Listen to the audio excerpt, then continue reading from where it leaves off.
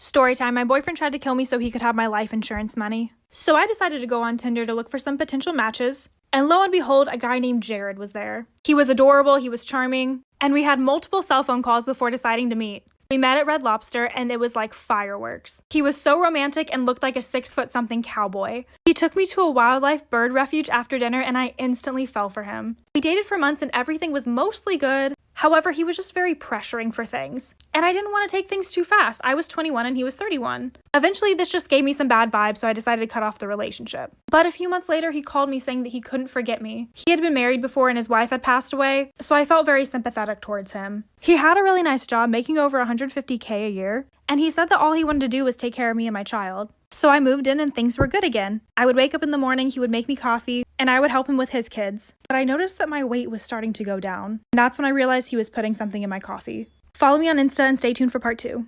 Story time on how I got caught for not eating breakfast. My bus used to come at 8:50 and I would wake up at 8:30. By the time I came downstairs, it would be like 2 minutes until the bus arrived. So as a sneaky kid I was, I took the cereal that my mom put in the dish and put it back in the container. And I did the same exact thing every day because I'd always wake up late. Until one day, my mom decides to mix 2 different cereal types into a bowl. So me, thinking I'm the sneakiest kid ever, put it back into a cereal container with just one brand of cereal. And then I kept getting the same mixture and I put it back. And then one day I came from school. Go to part 2 to see what happens next. Part 2, hopefully the last. I will do my best. So, during this conversation, my husband gave my mother multiple warnings that she was crossing lines she might not be able to come back from. She continues to insist in the most condescending tone that only she is capable of that her batshit crazy conspiracy theory is true. She even looked up my best friend's marriage license, told him she found theirs, other people's, but couldn't find ours, so clearly he's lying. She then says that she and my dad have not trusted him for the last 5+ years now, and again reiterated that he's trying to avoid some tax credit bullshit by keeping me out of the firm. Lady, you are perfectly aware that we have a business partner / backer, and the banks have never been involved in our business, for one. For two, the business wasn't even a twinkle in our eyes when we got married. So, despite all that logical, factual rebuttal, all effort to tell her she is going too far, she continues to insist that she is correct. Oh, and that our efficient wasn't legal. No evidence there. Just shits and giggles. Just because. And hi, if we were unmarried and filing separately, then we'd owe even more in taxes than we already pay. She has an explosion like this every 10 years or so, but Scott's Extremely toxic best friend story time. So when I was in 8th grade, there was this boy. And this boy would go around telling almost every girl that he liked her. And I was one of those girls. And he would do stuff with all of us. And there were like 11 of us. So we all hated each other. Especially this one girl, and we're gonna call her Abby. And every time we saw each other, we would be super mean to each other. Well, a year passed, we stopped talking to this kid, and I bumped into her at homecoming and basically apologized. So after that, we became best friends. And everything was good until every time I told her about a guy, she would start talking to them. Like this one boy that I was Snapchatting and talking to, she accidentally sent nudes to him and said, "Oh, sorry, I meant to send them to my boyfriend." So then she called one of my other best friends and said, "No, it actually wasn't an accident." And of course he told me because he was my best friend. So I was like, whatever, and stopped talking to the boy. And she did it again, like for part 2. This is why you should always trust your gut. In the 1970s, a young couple decided to go for a late-night hike in the woods. A couple minutes into their walk, and the man remembers thinking something's not right. He tells his girlfriend, but they just decide to ignore it and keep going, until he steps on something that felt really soft, like it was alive. Before he has a chance to see what he stepped on, they hear all this rustling in the bushes next to them, and they bolt. Years later, that couple turns on the TV, and a death row inmate who's about to be executed is being interviewed. And they ask him, was there ever a time that you were almost caught red-handed? He responded, yes, one time. I was in the woods, and a couple walked through, and the man actually stepped on the body of a girl I had just killed. I was hiding in the bushes just a few feet away. They didn't see me. That couple had run into one of the worst serial killers of all time, Ted Bundy. So where I live, people that are really well known around the town through like this big block party, right? There was one in March, like in the beginning of quarantine, and then there was one in June. Now, the first one was so big that it made the news because it was the beginning of Corona. The second one had to be like the best time of the summer. Now, I didn't go to the first one, but I did go to the second one with my friends, and it was really, really fun. So, of course, when they decided that they were going to do a third one to end the summer, we had to go. Now, the hype around this block party was so big that people from other towns was coming. Like, people were taking hour drives from Albany to come to this party. So me and my friends get there a little bit after 7 o'clock, and it is a vibe. The music's playing, everybody's having a good time, there's cute boys there, it's lit.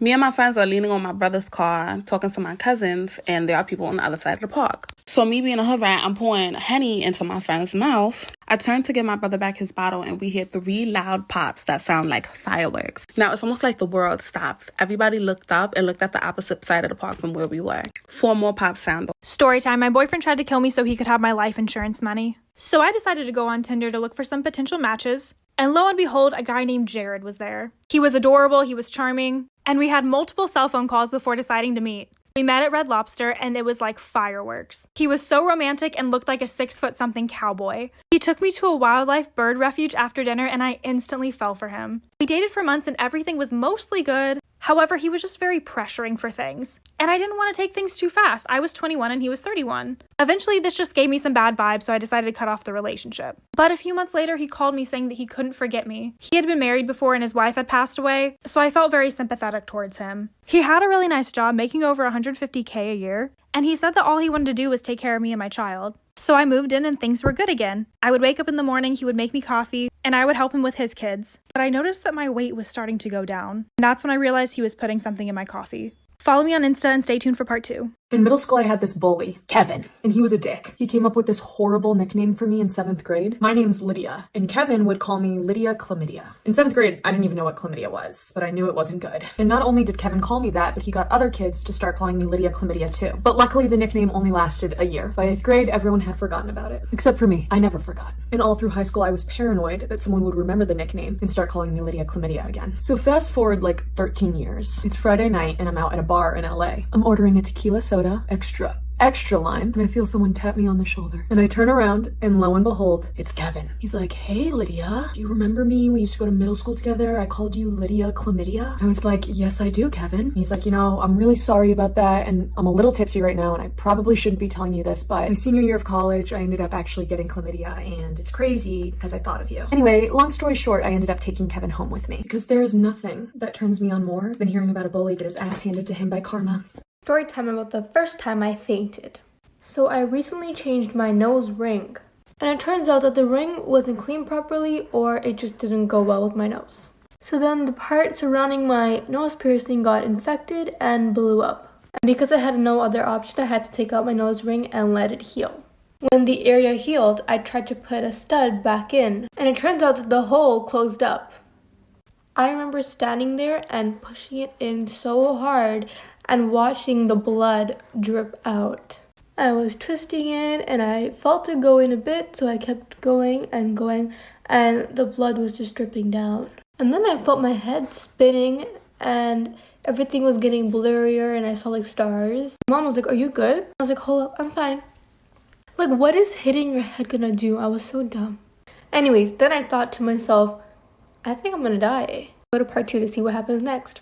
This is why you should always watch videos to the end. In 2003, a woman came home to her apartment to see that her door was unlocked. She went inside, nothing was missing, so she assumed she must have left it open. When it happened a few more times, but still nothing was missing in her apartment, she went out and got a camera, set it up in her apartment aimed at the front door. The next day, her door was unlocked, so she reviewed the footage. She watches in horror as late in the night, her front door opens and in walks this tall, creepy man who looks around and then walks towards her bedroom off camera. She immediately sprints out of her apartment and calls the police, who show up and tell her to go back in her apartment and just try to stay calm, and that they would put an officer right outside her door so she's safe. As she's sitting on the bed, totally traumatized, she realizes something.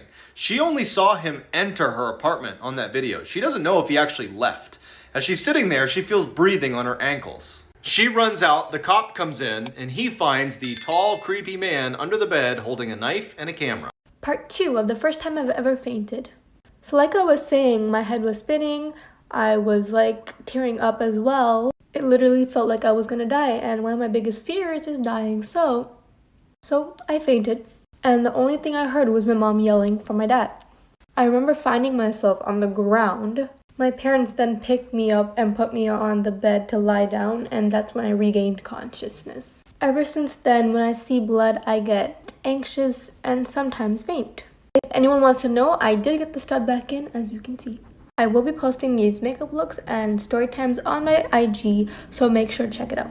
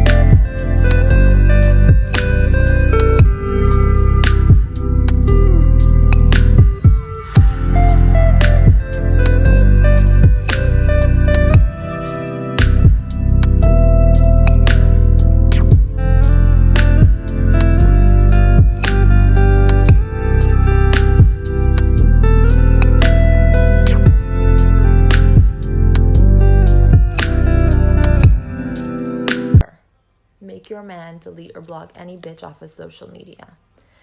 Here's what you're gonna do if you're uncomfortable, which bitch you fucking should be.